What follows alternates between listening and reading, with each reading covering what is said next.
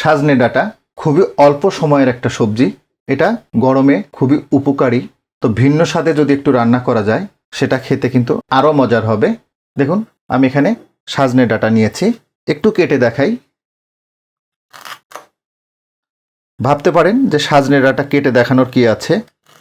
সাজনে ডাঁটাটা এই জন্য কেটে দেখাচ্ছি, সাজনে ডাঁটা বড় করে কাটা যাবে না, আবার ছোট করেও কাটা যাবে না। এমনভাবে কেটে নিতে হবে যেন এটা রান্নার সময় ভেঙে না যায়। কম বেশি আমরা সবাই জানি, তারপরে একটু দেখাচ্ছি। জাস্ট এভাবে চাকু দিয়ে বা বটি দিয়ে উপরের যে ছালটা একটু উঠায় নিতে হবে। দেখুন উপরে সবুজ অংশটা এটা জাস্ট তুলে ফেলেছি। আমি এখানে টোটাল 500 গ্রাম মতো সাজনে ডাঁটা কেটে নিলাম। তো এখন এটাকে খুব ভালোভাবে ধুয়ে নিব। দেখুন আমি এখানে একটা কাঁচা আম নিয়েছি, আমটাকে কেটে নিতে হবে। তো তার আগে একটু ছুলে নেই।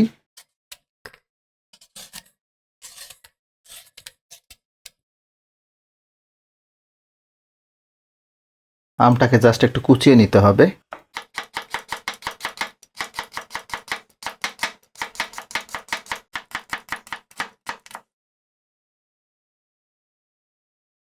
পেঁয়াজ কেটে নিব কয়েকটা।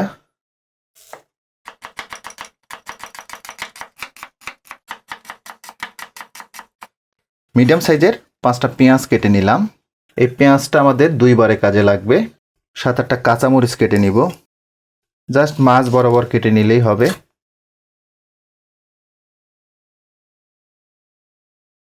7-8টা রসুনের কোয়া নিয়েছি, এগুলোকে একটু কুচিয়ে নিতে হবে। বাস একটু চাপ দিয়ে নিলাম, এখন কুচিয়ে নিব।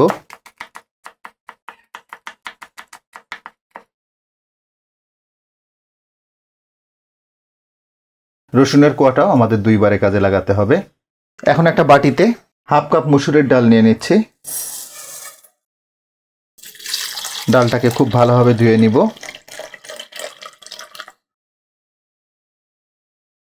মসুরের ডালটাকে একদম পরিষ্কার করে ধুয়ে নিয়েছি। সাথে এখানে 1.5 কাপ মতো পানি দিয়েছি। মসুরের ডালটাতে 1 পিঞ্চ পরিমাণ হলুদের গুঁড়া দিয়ে দিব।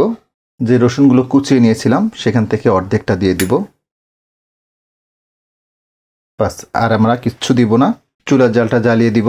তো এটা সিদ্ধ হতে থাক। এরই ফাঁকে আমরা সাজনে ডাঁটাটাকে প্রসেস করে নিচ্ছি।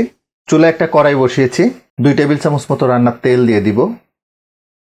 তেলটা গরম হয়ে গেছে। শুরুতে যে পেঁয়াজগুলো কুচিয়ে নিয়েছিলাম সেখান থেকে কিছু অংশ দিয়ে দিব। 3 ভাগের 2 ভাগ দিয়ে দিলাম। 1 ভাগ রেখে দিলাম, এটা পরে লাগবে। কেটে রাখা মরিচগুলো দিয়ে দিচ্ছি। পেঁয়াজ মরিচটা নরম হয়ে না আসা পর্যন্ত এগুলোকে একটু ভেজে নিতে হবে। দেখুন পেঁয়াজ মরিচগুলো নরম হয়ে আসছে। সামান্য একটু পানি দিয়ে দিব। জাস্ট 1/2 কাপ পানি দিয়ে দিলাম। এখন এখানে দিয়ে দিচ্ছি 1/2 চা চামচ জিরার গুঁড়া, 1/2 চা চামচ ধনিয়া গুঁড়া, 1 চা চামচ হলুদের গুঁড়া, লবণ দিয়ে দিব 1/2 টেবিল চামচ মতো। তবে লবণটা অবশ্যই আপনারা আপনাদের রুচি মতো কমিয়ে বাড়িয়ে নেবেন। মশলাগুলোকে খুব ভালোভাবে কষিয়ে নিতে হবে। তো তার আগে ঢাকনাটা লাগিয়ে দিব। মশলাগুলোকে 3-4 মিনিট মতো কষিয়ে নিলাম। তেলটা সেপারেট হয়ে গেছে। এখন সেই সাজনে ডাঁটাগুলো দিয়ে দিব।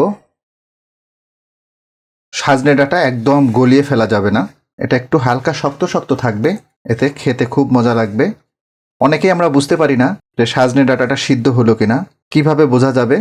আমি একটা পদ্ধতি শিখিয়ে দিচ্ছি। রান্নার সময় মাঝে মধ্যে যে চামচটা দিয়ে নাড়তেছেন সেটা নাকে নিয়ে একটু ফ্লেভার নেবেন। যদি দেখেন সাজনে ডাঁটার কাঁচা গন্ধটা আপনার নাকে আসছে, তার মানে বুঝতে হবে সাজনে ডাঁটাটা পারফেক্টলি সিদ্ধ হয়নি। যখন নাকে আর কোনো সাজনে ডাঁটার কাঁচা গন্ধটা পাবেন না, তখন বুঝবেন যে আপনার সাজনে ডাঁটাটা হয়ে গেছে। ঢাকনাটা লাগিয়ে দিচ্ছি।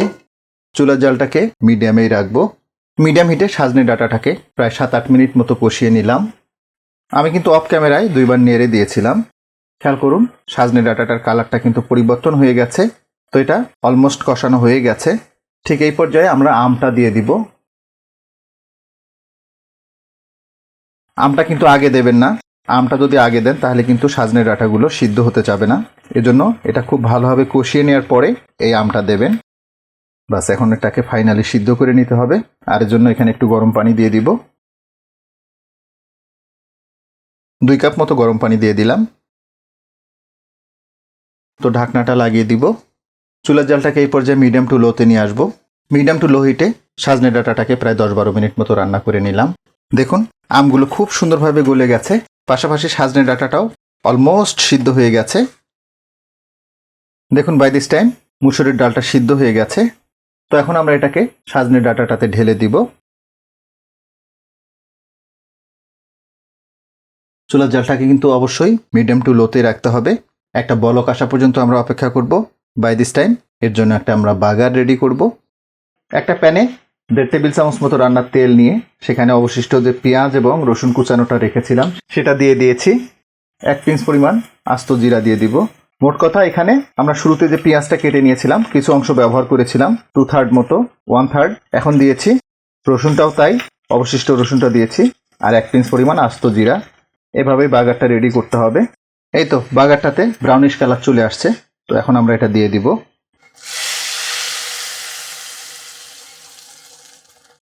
এইভাবে যদি সাজনে ডাঁটা খান, আমি চ্যালেঞ্জ দিয়ে বলতে পারি এটাই হবে আপনার খাওয়া সবচেয়ে সেরা সাজনে ডাঁটা। কনসিস্টেন্সিটা দেখুন, এটা কিন্তু ঠান্ডা হলে আরেকটু ঘন হবে। আর যেটা বলেছিলাম আপনাদের, দেখুন সাজনে ডাঁটাগুলো একটাও কিন্তু ভাঙেনি বা গলেনি, কিন্তু খুব পারফেক্টভাবে কিন্তু সিদ্ধ হয়েছে। তো এটা হয়ে গেছে, চুলাটা বন্ধ করে দিব। দেখুন লুকটা, এরকম একটা থিকনেস। বিশ্বাস করুন মাছ মাংসের দরকারই হবে না।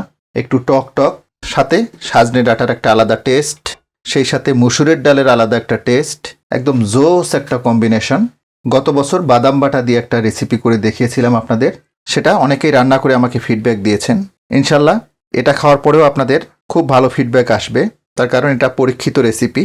আশা করব এই সিজনে এই নিয়মে সাজনে ডাঁটাটা রান্না করার পরে কেমন হলো সে ফিডব্যাকটা দেবেন। তো আজকে এ পর্যন্তই। সবাই অনেক ভালো থাকবেন, সুস্থ থাকবেন, নিরাপদ থাকবেন। আল্লাহ হাফেজ।